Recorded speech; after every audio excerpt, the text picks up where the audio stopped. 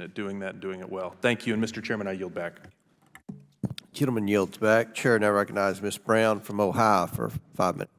Thank you, Mr. Chairman, and thank you, Dr. Gupta, for joining us today and for continuing the Biden-Harris administration's tireless efforts to eradicate the crisis of addiction and drug abuse, which stretches into every corner of this country, red and blue districts alike. I want to be clear, Dr. Gupta, you and I both know there is still work to be done to end this horrific epidemic. Just this week, Axios reported that Cuyahoga County, which I represent, experienced 343 deaths from opioid and cocaine overdoses last month alone.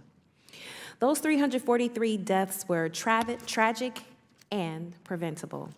We also know that many overdose deaths involved illegal synthetic fentanyl. That's why the Biden-Harris administration's proactive, preventive, and powerful action has been so welcome.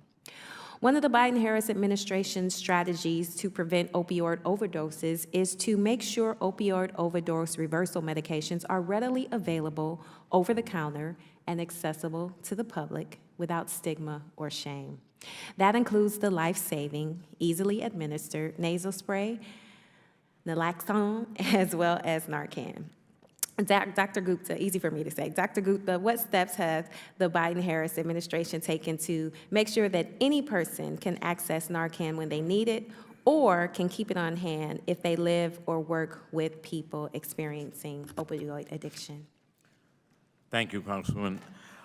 The amount of resources that are going to states right now to make sure that anyone who needs the naloxone or overdose reversal medication, also known as Narcan, is available.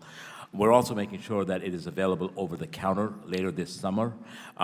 There will be other products what will help us reduce the price in the market as well.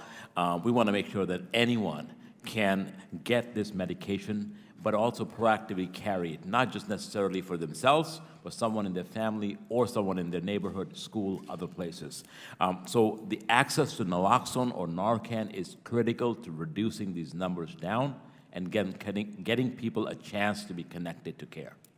Thank you for that. And those decisions by the Biden-Harris administration will continue to save lives. Additionally, President Biden's fiscal year 2024 budget proposes a historic investment of $46 billion to combat the overdose epidemic, which is largely driven by opioids like fentanyl. The president's budget also calls for increased funding to support overdose prevention, addiction treatment, and care for people recovering from addiction. Because we know that addiction is a disease that can happen to anyone. So, Dr. Gupta, how will increased investments help your Office of National Drug Control Policy and federal agencies do more to address the fentanyl and opioid crisis? Thank you, Congresswoman. The reason that President proposing an unprecedented and historic investments at a time into drug policy when we have an American dying every 5 minutes around the clock is because people need help right now. Expanding treatment, expanding overdose reversal medication is critical to saving lives. And at the same time, we've got to put more technology at the border, make sure that working to disrupt the entire global supply chain. Both of these things go hand in glove, and that's exactly the plan that the President has proposed his budget behind. Thank you again. The President's fiscal year 2024 budget request demonstrates the Biden-Harris administration's dedicated efforts to continue to combat the fentanyl crisis, which is exactly what we need to do to bring American families the relief they so desperately need. So with that, Mr. Chairman, I yield back. Would my friend yield? Oh, yes, happily yield to the gentleman from Virginia. I thank my friend.